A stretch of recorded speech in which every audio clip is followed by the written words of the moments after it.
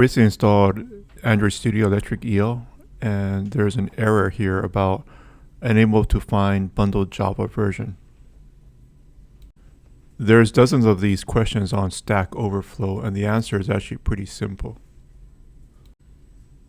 What you'll see when you run Flutter Doctor or attempt to do the build on Android is it'll say unable to find bundled Java version right here. If you use Flutter Doctor -v, you can find that the location of the Java binary, which would be right here. So on Windows, it's Program Files, Android, Android Studio, JRE, bin, and Java.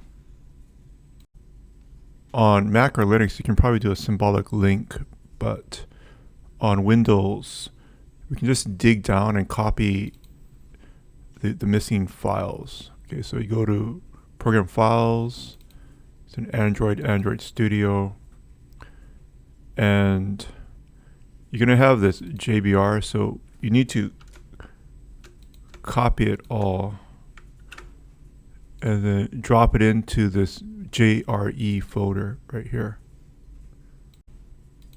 So now if you run Flutter Doctor, you should have no errors.